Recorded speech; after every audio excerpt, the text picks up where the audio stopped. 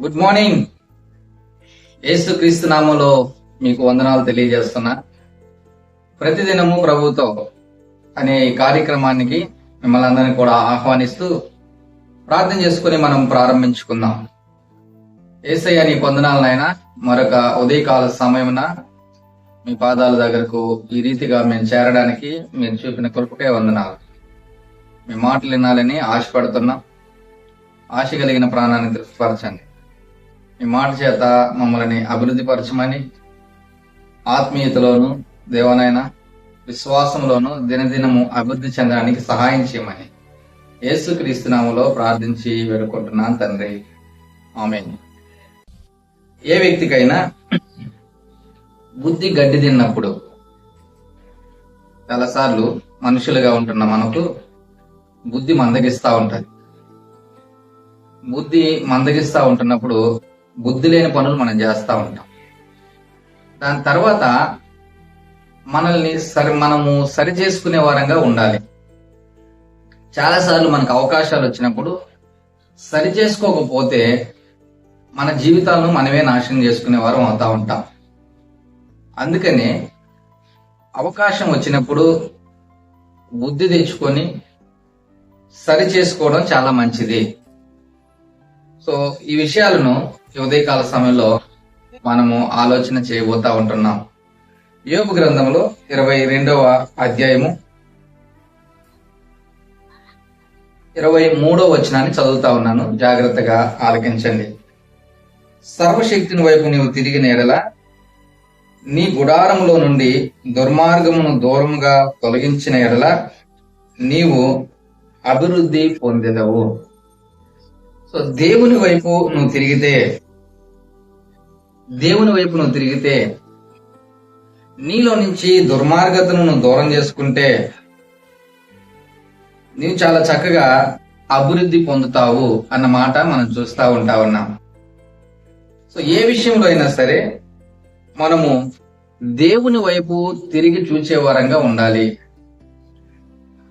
మన యొక్క దుర్మార్గతను విడిచిపెట్టుకొని, మన యొక్క పాపాలను ఒప్పుకొని ఆయన వైపు చూడవలసిన వారంగా ఉన్నాం.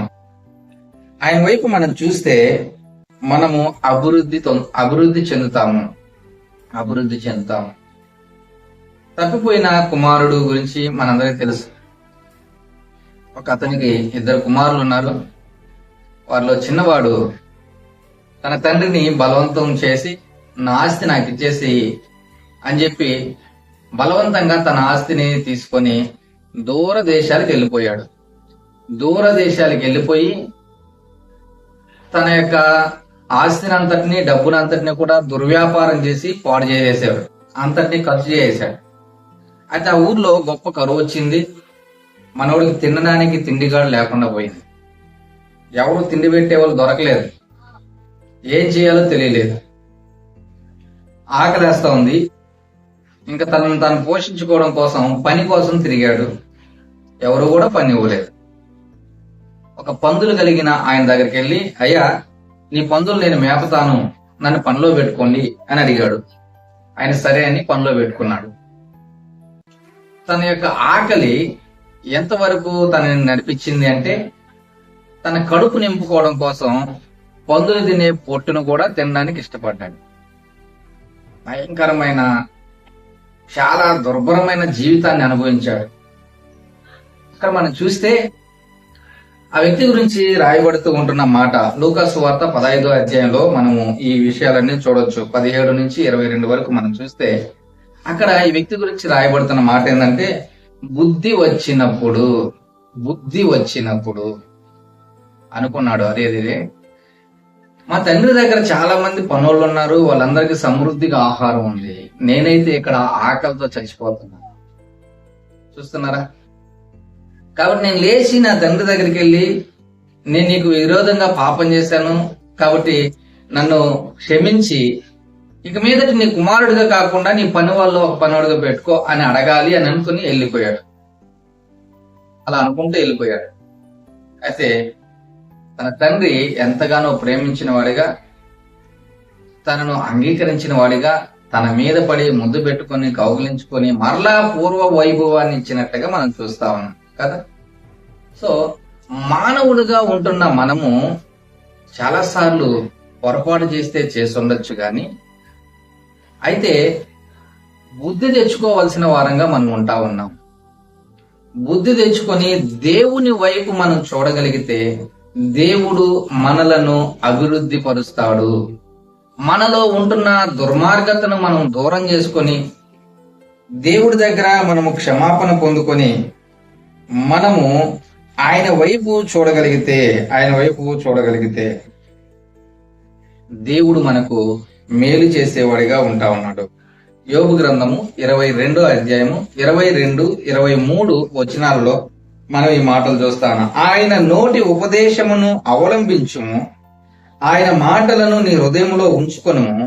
సర్వశక్తుని వైపు నువ్వు తిరిగిన ఎడల, నీ గుడారములోని దుర్మార్గమును దూరముగా తొలగించిన ఎడల నీవు అభివృద్ధి పొందెదవు.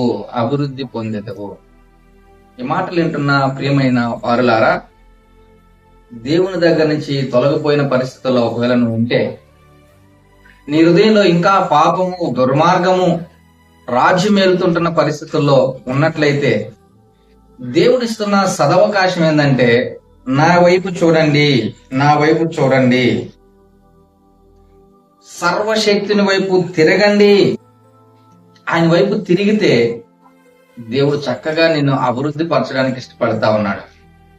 ఈ లోకమును పాపమును అసహించుకొని, ప్రభువా ఇదిగో నేను నీ వైపు చూస్తా ఉన్నానయ్యా, నన్ను రక్షించు, నన్ను క్షమించు, నా దుర్మార్గతనంతటిని నా పాపానంతటి నేను విడిచిపెట్టుకుంటున్నా, నువ్వే నన్ను అభివృద్ధి పరచని దేవుని పాదాల దగ్గరకు నువ్వు రాగలిగితే, ఎస్, దేవుడు నిన్ను అభివృద్ధి పరుస్తాడు. ఆత్మీయంగా, ఆరోగ్యపరంగా, అలాగే ఆర్థికంగా, అన్ని రీతిలుగా కూడా ఆయన నిన్ను అభివృద్ధి పరచడంలో ఆయన సిద్ధంగా ఉంటున్న దేవుడిగా ఉంటా ఉన్నాడు. సో నేను ఈ 3 విషయాలు ఎందుకు చెప్తున్నానంటే, ఆయనకు అసాధ్యమైనది ఏదీ లేదు. ఆయనకు సమస్తము సాధ్యము. నీ కొరత ఏంటో, నీ అవసరత ఏంటో, నీ అక్కరేంటో ఎరిగిన దేవుడిగా ఆయన సమస్తాన్ని నీ కోసం సమకూర్చడానికి సిద్ధపడుతున్న దేవుడు అని చెప్పడానికి ఈ మాటలు చెప్తున్నా. నిన్ను అన్ని విధాలుగా అభివృద్ధి పరుస్తాడు, నీవు ఆయన వైపు చూడగలిగితే, ఆయన వైపు తిరగగలిగితే. కాబట్టి ఈ ఉదయకాల సమయంలో దేవుడిచ్చిన ఈ అవకాశాన్ని సద్వినియోగం చేసుకుని నీలో ఉంటున్న పాపమును దుర్మార్గమును విడిచిపెట్టి దేవుని వైపు చూచి ఆయన దగ్గర నువ్వు క్షమాపణ కోరినట్లయితే దేవుడు నిన్ను క్షమించి నిన్ను అన్ని రీతిలుగా అభివృద్ధి పరచడానికి, ఆశీర్వదించడానికి సిద్ధంగా ఉంటున్న దేవుడిగా ఉంటున్నాడు. కాబట్టి తలలు వంచి దేవుని వేడుకో, దేవుడు సహాయం చేస్తాడు. ప్రార్థన చేసుకుందాం, కళ్ళు మూసుకుందాం. పరిశుద్ధుడైన తండ్రి, ప్రేమ కలిగిన దేవా, నీకు వందనాలు నాయన. సర్వశక్తిని వైపు చూసే వ్యక్తులకు ఏమి ప్రయోజనం ఉంటుందో మీరు లేఖనాల ద్వారా వివరించారు. ఎవరైతేనైనా వారి యొక్క దుర్మార్గతను, పాపమును ఒప్పుకొని క్షమాపణ పొందుకొని అయ్యా మీ వైపు చూడడానికి ఆశపడతా ఉంటున్నారు, వారి పాపాలను క్షమించండి, వారిని ఆశీర్వదించండి, అభివృద్ధి పరచమని యేసుక్రీస్తు నామములో ప్రార్థించి వేడుకున్నాను తండ్రి. ఆమేన్. God bless you.